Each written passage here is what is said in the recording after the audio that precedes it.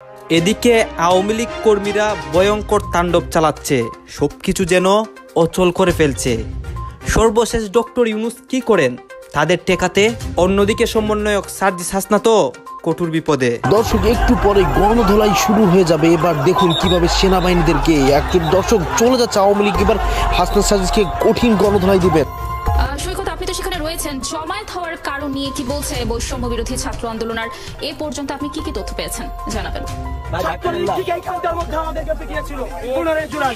সাধারণ শিক্ষার্থীদেরকে আমাদের এই খুনি হাসিনার এবং তাদের দোসরদেরকে এই জবাবটা দিতে হবে। এই যে তোমাদেরকে এই লেভেলে খেলাইছে, এটা কি তোমাদের জন্য ভালো হলো না খারাপ? তারা এখানে ক্যাম্পাসে ছাত্রদেরকে মারবে, আমরা কি যাবো?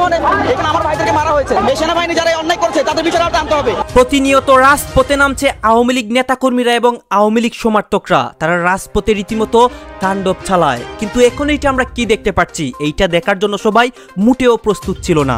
দর্শক শ্রোতা, আপনারা সবাই জানেন আওয়ামী লীগ নেতাকর্মীরা দেশকে নিয়ে অনেক পরিকল্পনা করতেছে, অনেক ষড়যন্ত্র করতেছে কিভাবে বাংলাদেশের মধ্যে একটা ঝামেলা বাঁধানো যায়।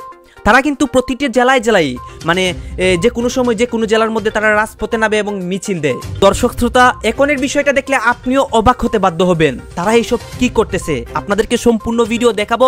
আপনারা তো এইটা সবাই জানেন, গত 10ই নভেম্বর আওয়ামী লীগ নেতাকর্মীরা সবাই ঢাকার রাজপথে নামে এবং ঢাকা প্রায় দর্শক শ্রোতা সবকিছু আপনাদেরকে দেখাবো। আমার আর কথা বাড়িয়ে ভিডিওটা লং করছি না, আমরা সরাসরি ভিডিওর মূল আলোচনায় চলে যাচ্ছি এবং মূল বিষয়গুলো আপনাদেরকে দেখাচ্ছি। এইগুলো দেখবেন, তারপরে আপনাদের মন্তব্য করবেন আওয়ামী লীগের এই কাজকর্মগুলা দেখে। দর্শক, তারা কিন্তু শেখ হাসিনাকে আবার প্রতিষ্ঠিত করার জন্য লাঠি সোটা নিয়ে তারা কিন্তু বিভিন্ন জায়গায় দখলদারিত্ব চালাচ্ছে এবং শেখ হাসিনার 14 দলের সমস্ত নেতা কর্মীরা একসাথে হয়েছে। তারা যেভাবে হোক তারাকে ইতিমধ্যে দর্শক বাধা দেওয়ার চেষ্টা করতেছে পুলিশের বাধা উপেক্ষা করে তারা কিন্তু গণভবনের দিকে ছুটে যাচ্ছে এবং এখানে দেখতে পাচ্ছেন সচিবালয়ের সেই মাঠ থেকে গণভবন অব্দি পর্যন্ত তারা কিন্তু মেট্রো রেলের নিচ অব্দি পুরোটাই দখল করে নিয়ে গেছে এবং পুলিশ এটাকে ছত্রভঙ্গ করে দেওয়ার জন্য তারা কিন্তু বিভিন্ন মানুষকে গ্রেফতার করতেছে। দর্শক, আপনারা দেখতে পাচ্ছেন এখন কিন্তু ঢাকার রাজপথ পুরোটাই রণক্ষেত্র তৈরি হয়ে গিয়েছে। আওয়ামী লীগের লোকজনের দাবি শেখ হাসিনাকে, তারা বৈধ প্রধানমন্ত্রী শেখ হাসিনাকে রাজাকারের দল বা রাজাকারের সমর্থিত মানুষজন শেখ হাসিনাকে দেশ থেকে তাড়িয়ে দিয়েছে এবং তারা কিন্তু দূর থেকে স্লোগান চালিয়ে যাচ্ছে, পুরো একটা রাস্তা কিন্তু ব্লক করে দিয়েছে। এখানে দেখতে পাচ্ছেন দর্শক, গণভবনের যাওয়ার যে মেইন পথ সেই পথেই কিন্তু পুলিশ তাদেরকে বাধা দিচ্ছে এবং ইট পাটকেল নিক্ষেপ করতেছে। পুলিশ সেটাকে সেফগার্ড দিয়ে নিজেদেরকে রক্ষা করার চেষ্টা করতেছে। দর্শক, খেলা কিন্তু জমে গিয়েছে। দর্শক, বিভিন্ন জায়গায় কিন্তু আওয়ামী লীগের লোকজন ফুঁসে উঠেছে। দর্শক, এবার কি হতে যাচ্ছে সেটাই কিন্তু দেখার অপেক্ষায়। যে যেখান থেকে দর্শক আমাদের এই লাইভটি দেখতেছেন, আপনারা লাইভটি লাইক করে দিবেন, নিজের মতামত কমেন্টে জানাবেন আপনিও শেখ হাসিনাকে বাংলাদেশে বৈধ প্রধানমন্ত্রী হিসেবে আবার দেখতে চান কিনা। ইতিমধ্যেই কিন্তু দর্শক অন্যদিকে এখানে দেখতে পাচ্ছেন সচিবালয়ের রাস্তা থেকে গণভবনের যেই মেইন দুই সড়ক রয়েছে সেখানে কিন্তু ওয়াকটেল টিএসএল ছেড়ে এবং এখানে কিন্তু দলে দলে মানুষ তারা কিন্তু মিছিল নিয়ে গণভবনের দিকে যাচ্ছে। ডক্টর ইউনূসকে তারা কোনোভাবেই দেখতে চায় না এবং তারা কিন্তু এবার ঐক্যবদ্ধ হয়ে গণহারে এবং শেখ হাসিনাকে প্রতিষ্ঠিত করার জন্য, শেখ হাসিনাকে আবার প্রধানমন্ত্রী হিসেবে দেখার জন্য তারা কিন্তু এখানে সমাবেত হয়েছে। দর্শক, এখানে কিন্তু লক্ষাধিক মানুষ মাঠে নেমে এসেছে। তাহলে কি বিপ্লব এবার ধ্বংসের পথে না কি হতে যাচ্ছে দর্শক, সেটাই কিন্তু আজকে দেখতে পারবেন। পুরো লাইভটি আপনারা শেয়ার করে দিবেন দর্শক, যেভাবে পারেন দর্শক আপনার মতামত কমেন্টে লিখতে থাকুন। দর্শক, আপনিও আসলে শেখ হাসিনাকে আবার বৈধ প্রধানমন্ত্রী হিসেবে দেখতে চান কিনা। এখানে লক্ষাধিক আওয়ামী লীগের 14 দল। এখানে একটা বিষয় স্পষ্ট করে দিচ্ছি, সেটা হচ্ছে আওয়ামী লীগের বিভিন্ন মানুষজন কিন্তু আহত হচ্ছে এবং তাদেরকে কিন্তু হসপিটালের দিকে নিয়ে যাওয়া হচ্ছে এবং পুলিশ কিন্তু কিন কর্তব্য বিমূঢ় হয়ে ভাবতেছে কি করতে হবে এবং বিভিন্ন মানুষকে কিন্তু গ্রেফতার করা হচ্ছে। শত বাধা বিপত্তিকে উপেক্ষা করে তারা কিন্তু তাদের যেই আন্দোলন সেটা চালিয়ে যাচ্ছে এবং এখানে কিন্তু মহিলা লীগের যে সমস্ত নেতৃবৃন্দরা রয়েছে তারাও কিন্তু মাঠে নেমে এসেছে। পুরো রাজপথ এখন লোকারণ্য হয়ে গেছে এবং এখন কিন্তু দর্শক পুলিশের এক্সট্রা যেই দাঙ্গা পুলিশ বা ফোর্স তারা কিন্তু সেটা চালিয়ে নিচ্ছে এবং টিয়ারশেল নিক্ষেপ করতেছে।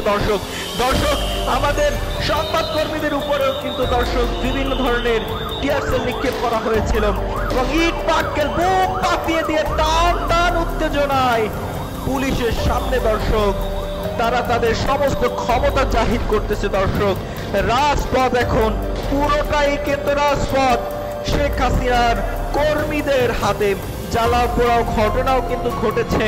ফায়ার সার্ভিস ইতিমধ্যেই কিন্তু তৈরি হয়েছে এবং ফায়ার সার্ভিসের 7টি ইউনিটকে ইতিমধ্যেই ফোন করা হয়েছে, তারা প্রস্তুত রয়েছে কোনো ধরনের অঘটন ঘটলে ইমিডিয়েটলি তারা যাতে অ্যাকশন নিতে পারে। দর্শক আপনারা আসলে এই জ্বালাও পোড়াও এবং আপনারাও কি আসলে শেখ হাসিনার সেই জনগণের সাথে সহমত পোষণ করেন এবং তারা মরণাপন্ন পান করতেছেন?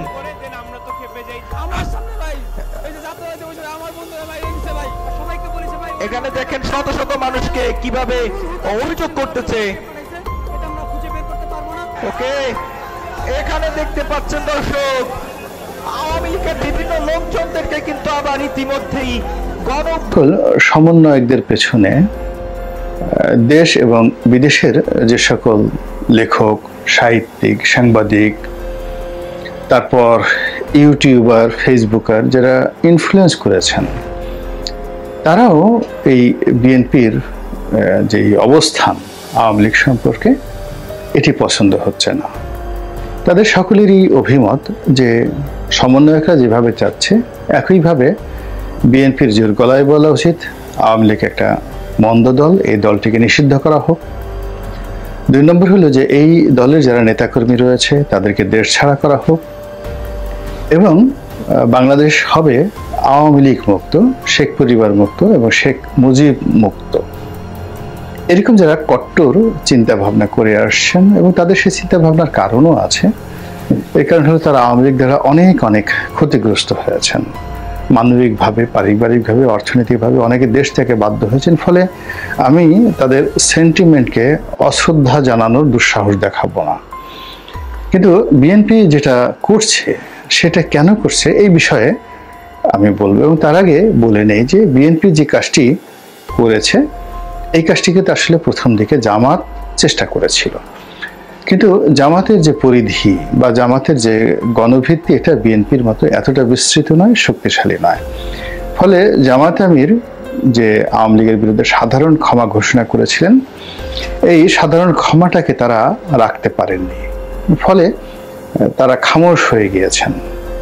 সমালোচনাকারীদের ভয়ে তারা আর এখন আওয়ামী লীগ নিয়ে কোনো কথাবার্তা বলছেন না এবং অতি সম্প্রতি শুধুমাত্র ইঙ্গিতে এটি কথা বলার চেষ্টা করেছেন জামাতের আমির যে এসব বারবার শুধু ফ্যাসিস্ট।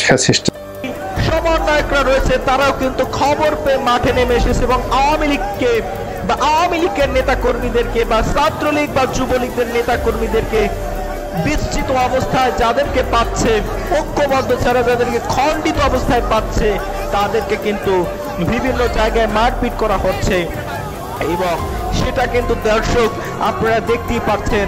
টান উত্তেজনা, পুরো রাজনৈতিক মাঠ, পুরো রাজপথ কিন্তু এখন রণক্ষেত্র তৈরি হয়ে গেছে। দর্শক এখানে কিন্তু ইতিমধ্যেই সারা দেশ থেকে মানুষ আস্তে আস্তে কিন্তু এখানে জমায়েত হচ্ছে এবং প্রত্যেকের দাবি প্রত্যেকে নিয়ে এখানে জমায়েত হয়ে ডক্টর ইউনূসকে জানাচ্ছে তারা শেখ হাসিনাকে যাতে বৈধভাবে আবার নির্বাচন করার সুযোগ দেয় অথবা শেখ হাসিনার কাছ থেকে যে ক্ষমতা কেড়ে নেওয়া হয়েছে সেই ক্ষমতায় তাকে পুনর্বহাল করা হয়। এখানে মহিলাদেরকেও কিন্তু দেখতে পাচ্ছেন দর্শক, তারাও কিন্তু রাজপথে নেমে এসেছে এবং মহিলা পুলিশ দিয়ে কিন্তু তাদেরকে টেক কেয়ার করা হচ্ছে এবং ছাত্রলীগদের দাবি নিয়ে যারাই মাঠে নেমে এসেছে তাদের সকলকেই কিন্তু দর্শক রাজপথেই কিন্তু প্রতিহত করার চেষ্টা করা হচ্ছে।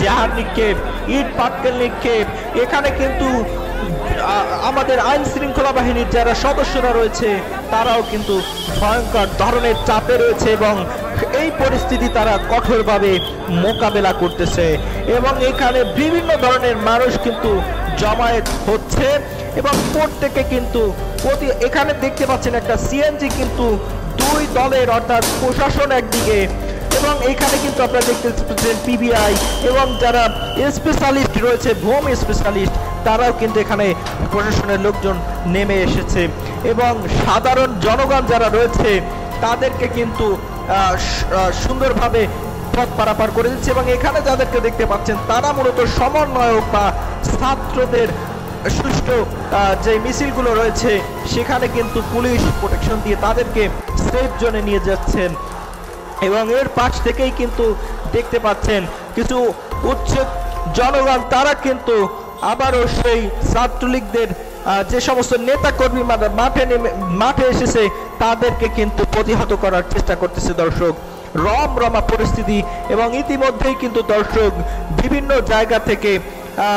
জায়গা থেকে মানুষজন একত্রিত হয়ে আবারও সেই সচিবালয়ের সামনে এবং আপনারা জানেন যে এই সচিবালয়ের সামনে যেখানে মূলত এই গেটটা হচ্ছে সেখানে যেটা হচ্ছে আপনাদের গণভবনে যাওয়ার যে রাস্তা রয়েছে সেই রাস্তা থেকে কিন্তু গণভবনের দিকে তারা আবারও যাচ্ছে এবং পুলিশ প্রশাসন ছাত্রলীগ সহ এবং আওয়ামী লীগের লোকজনকে প্রতিহত করার জন্য টিয়ার সেল নিক্ষেপ করতেছে দর্শক।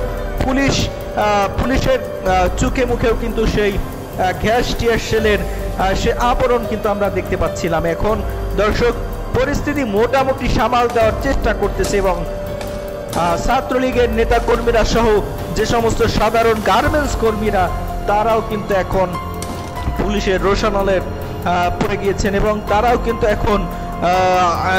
কিন্তু এখন দৌড়াদৌড়ি শুরু করে দিয়েছে এবং এখানে যে সমস্ত দোকানপাট ছিল দোকানপাটগুলো কিন্তু ইতিমধ্যেই শাটার নামিয়ে বন্ধ করে দেওয়া হয়েছে।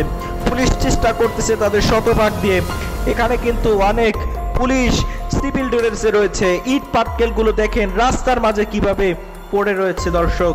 ইউনূস সাহেব এবং তার ষড়যন্ত্রের দোসরদের যেই হারে চামচামি করতে দেখলাম তাতে মনে হইল যে ইউনূস সাহেব প্রধান উপদেষ্টা নন, প্রধান উপদেষ্টা সেই দলের প্রধান। আর একটা ব্যাপার হলো ইউনূস সাহেব ক্ষমতা গ্রহণের পর বাংলাদেশের মুক্তিযুদ্ধের শহীদ এবং মুক্তিযুদ্ধের ইতিহাস নিয়ে এ পর্যন্ত কোনো পজিটিভ কথা বলেন নাই। ব্যতিক্রমটা কালকে সেনাকুঞ্জের অনুষ্ঠানে তিনি কালকে শহীদদের প্রতি সম্মান দেখিয়েছেন, তিনি মহান মুক্তিযুদ্ধের ইতিহাসকে স্মরণ করেছেন, তিনি মহান মুক্তিযুদ্ধ নিয়ে পজিটিভ কথা বলেছেন। কিন্তু তিনি যেটা করেন নাই সেটা হলো এই মহান মুক্তিযুদ্ধের সর্বাধিনায়ক, মহান মুক্তিযুদ্ধের একচ্ছত্র নেতা, একচ্ছত্র দল, তাদেরকে নিয়ে কোনো পজিটিভ কথা বলেন নাই, নেগেটিভ কথা বলেন নাই, কোনো কথাই বলেন নাই।